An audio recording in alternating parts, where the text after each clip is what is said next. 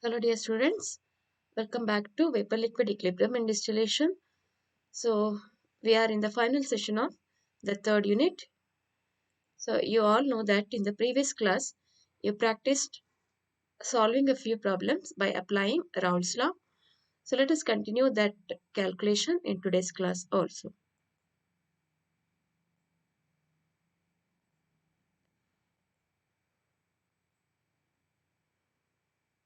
Okay, so this is the problem we are taking up today to solve by applying Raoult's law equations. So in the problem, it is given that the vapor pressures of N-heptane and N-octane, which are expected to form an ideal solution, are given in the following table.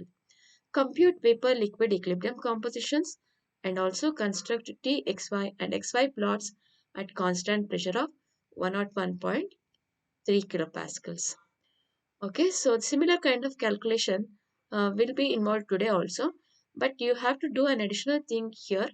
That is, after calculating VLE data, you have to plot the data on a graph to show the relationship between the temperature versus X and temperature versus Y, and also the equilibrium distribution diagram of XY plot you need to construct. Okay, so in the just like in the previous problem, here also at different temperatures, different values of PA and PB are given. So PA represents the vapor pressure of more volatile component N-heptane. PB represents the vapor pressure of the less volatile component N-octane in the given mixture. So as it is given that these two will form an ideal solution, so we can now apply the Raoult's law to solve the problem. So as usual, we need to find out x and y star values by using these two equations. So x is found out by using x equals P minus PB divided by PA minus PB, where capital P is the total pressure of the system, which is equal to 101.3 kilopascals. PA is the vapor pressure of the component A. So all these values represent PA, and PB is the vapor pressure of the component B. So substitute for each temperature these values, keeping the pressure constant, you will get the value of X. So once you finish the calculation of X, you have to calculate Y star using Y star is equal to X PA divided by P. So X value will be known. So multiply that with the PA that you are using in the calculation of XA and divide by the total pressure 101.3 kilopascals. That gives you Y star. So this gives you one set of X and Y star values. So similarly for all the temperature, if you calculate X and Y star values, then you will have a set of X and Y star values which represents the equilibrium relationship for the given system of N-heptane and N-octane. Okay, so let us perform that calculation and later on plot the graph as is asked in the question. So for various temperatures, we have calculated the X and Y star values like this. So at the first data given, that at 341.7 degree Kelvin, so P, that is total pressure, is 101.3 kilopascal, PA is 101.3 kilopascal, PB is 16.1 kilopascals. So since the PA and P are equal, so in this case the X and Y star value will become 1. So that is a calculation for the first temperature reading. So the first, second temperature data, we have P as the same as the previous one because P is not changing because it is the constant pressure VLE data what we are estimating. So then for this temperature, the vapor pressures are of the two components, pure components, are different. So at this temperature, the PA value is 136.6 and PB value is 23.1. So all this data we are taking from the given table. So for this value, the X and Y star values are different as you can see here. So P is 101.3, then the PB value is 23.1 divided by PA value is 136.6 and PB value is again 23.1. So after calculating, you get a X value as 0.69 and Y star value is 0.93. Similarly, the other values of X and Y star values are calculated like this. So for X value of zero point 0.4 at PA 197.3 kilopascal and PB 37.1 kilopascal is 0.4. In the same way, Y star value at this particular vapor pressures is obtained as 0.78. For the next value, the X is 0.19, Y star is 0.54. So the last two values of X and Y star are estimated like this. So for corresponding vapor pressures of A and B, the X value is 0.045 and the Y star value is 0.1918. So then finally at the last reading, since the vapor pressure of B is same as the total pressure, we get the X value as 0 and corresponding Y star value will also be equal to 0. So now let us tabulate all these values of X and Y star that you have calculated. Okay. So this is X values and this is the Y star values that you have calculated. Now using this, you're supposed to construct the TXY diagram as well as XY diagram. So for TXY diagram, we have to take the temperature values on the y-axis and X and Y star values on the x-axis. So and the x-axis, take the scale as 1 centimeter is equal to 0.1 mole fraction.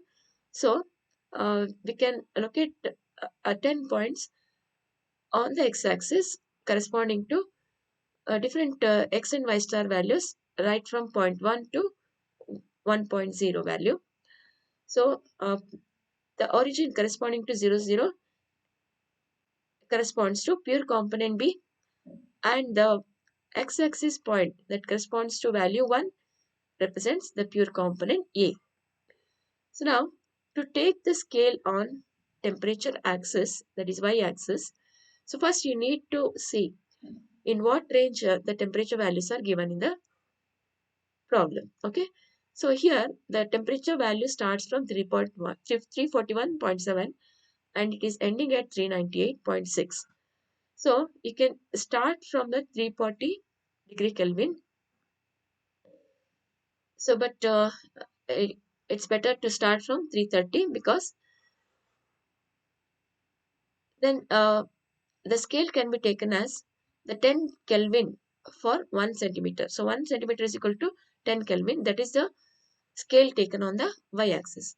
So first value what we are starting with is 330 Kelvin because below 340 and above 390 there are no temperatures. So you should take a scale from the initial value of temperature to the final value. So if you take like this, then the plot will come correctly. So 330, 340, 350, 360, 370, 380, 390, 400. So that is how we have taken the scale. Now just for each temperature, go on locating the points for X and Y star. So first plot T versus X values. So then after you join all the points that you have located on the graph, you will get the lower curve of the constant pressure VLE diagram. So you can see that the first value 1 will lie here.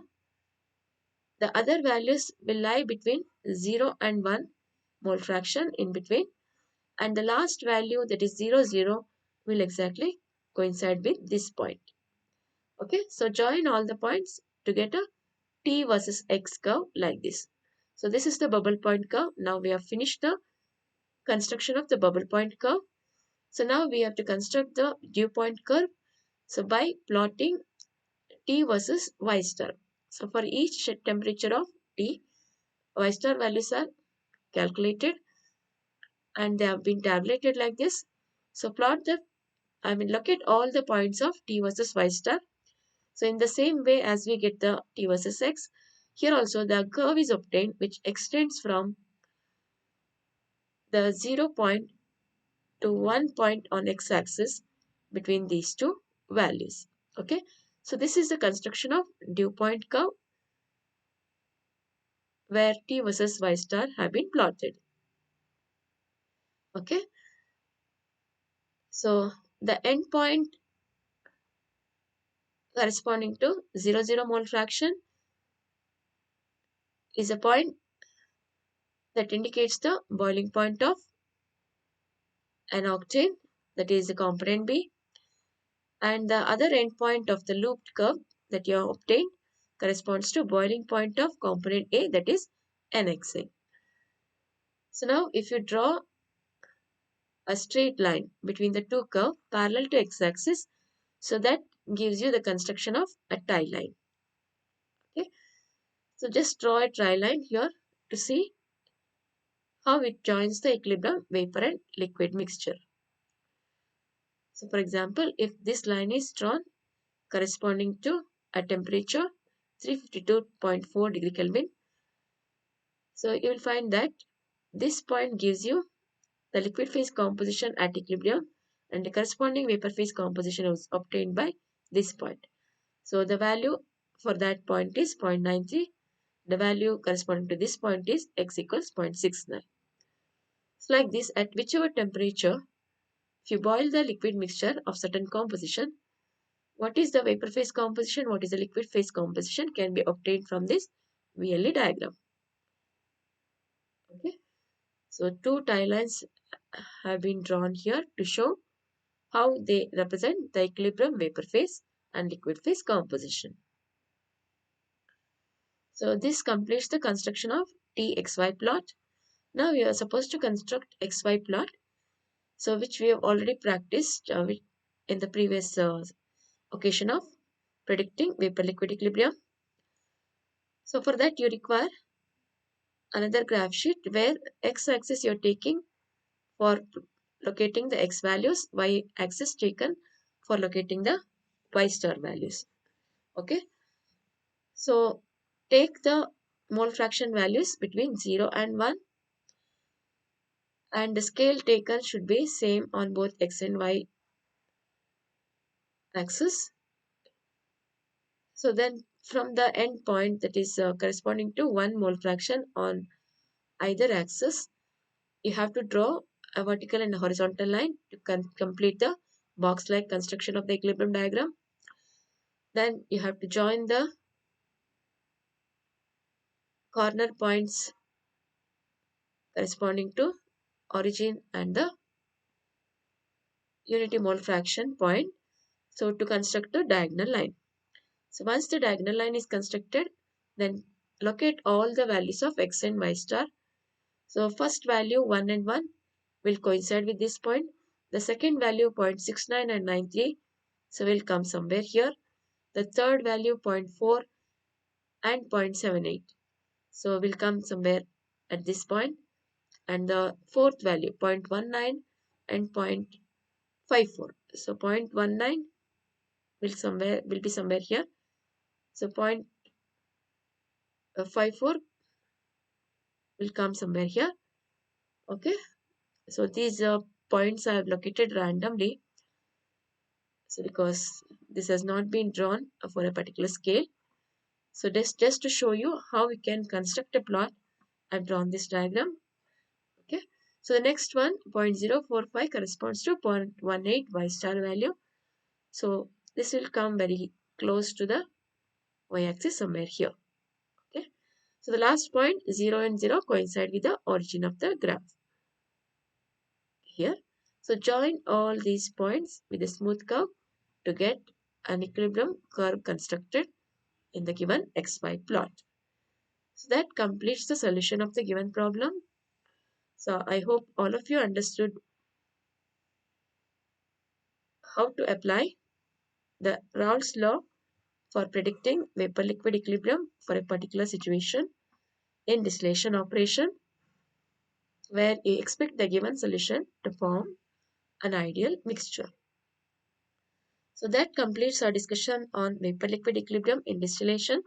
So I hope all of you have enjoyed and understood the topics that have been taught in the last 8 sessions.